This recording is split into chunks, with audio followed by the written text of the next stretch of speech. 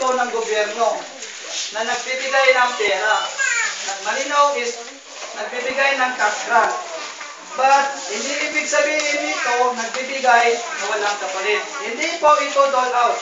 Ang ibig sabihin ng dole out, yung binibigay na wala ng kapalit. Yung binibigay na, pag ako ng pera, bahala na kahit saan ipunta. Isipin po natin na ang Pantawid Pamilya, ano nga yun? Sino po mag-alala ng conditionalities ng Pantawid Pamilya? Sa mga parent leader po natin, di ba bago lang po tayo nag-seminar sa kwan? Sosan. Sino po yung mga parent leaders? Para makilala ko na po sila. Bagaya. Kontak, parent kasi para makilala ko rin kayo. Kayo po ang partner ko. Kasi mahirapan po kung may sabihin po ako, sa parent leader na po yung didiretso. So, balik na po tayo sa Pantawid Pamilya. Una, paano kayo napili sa Pantawid Pamilya? Paano po tayo napili? Ang una is, ito po yung mga tao dito sa barangay na poorest among the poor. Ibig sabihin nun, yung mga taong mahirap sa pinakamahirap. Yung isa is, hindi po kaya tugunan ang pag-eskwela ng bata, mga anak nila. Hindi po, wala po tayong sapat na pera para papaaral sa kanilang anak. So ngayon, hindi na po natin magiging rason na, hindi ko pinaparal ng anak ko kasi wala kaming pera. Nandito na po yung programa. Kaya po may purpose para sa inyo, para igasto ninyo sa anak ninyo na nag-aaral. Una po, kanina is tatlong conditionalities. Wala na kasi, sige, sabihin ko na. Una is education. Yan po yung mga anak natin is 6 to 14. 6 to 14 is pag-aaral na yan, diretso. Pwede rin yung 3 to 5 years old para sa kindergarten at sa daycare center. Ang pangalawa na partnership natin is sa DOH, yung kila ma'am sa nurse. Yung sinabi ko naman na CBSF3. CBSF3. Magbibigay po kami ng CBSF3 dito kila ma'am sa midwife natin. Kasi po, yun po yung basihan namin kung sino ang nagpapacheck up sa ospital. Sino po yung may anak na 0 to 5 years old na nagpapacheck up sa ospital.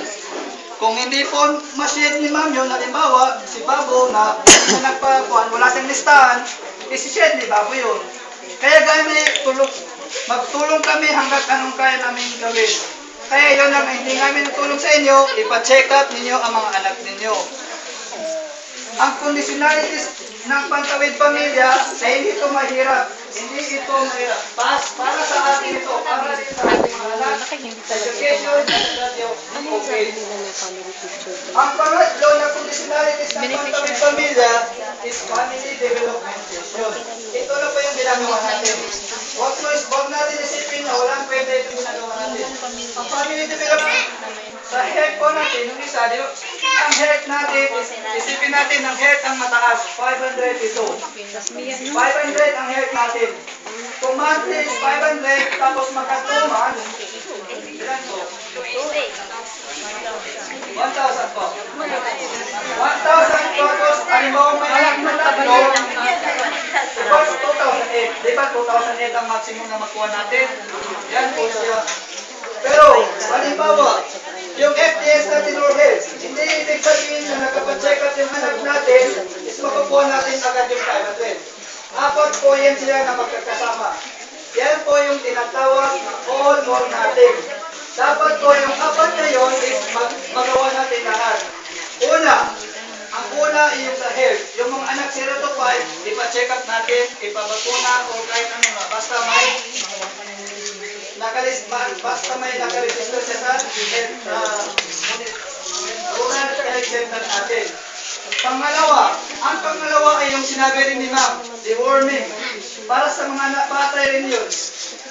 Para sa mga bata, deworming or yung pangpurga. Para hindi malis yung bulati para sa bata.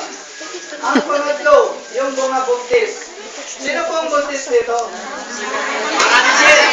Yan. Mayaman kasi sa buntis. Yan po. Magaling na tayo.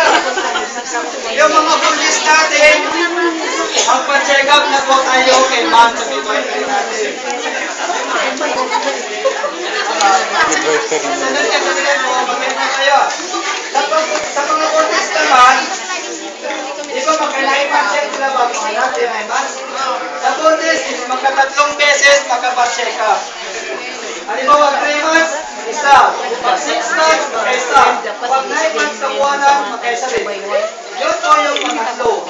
Ang pang-apat is, ito na po ginagawa natin. Family Development Session.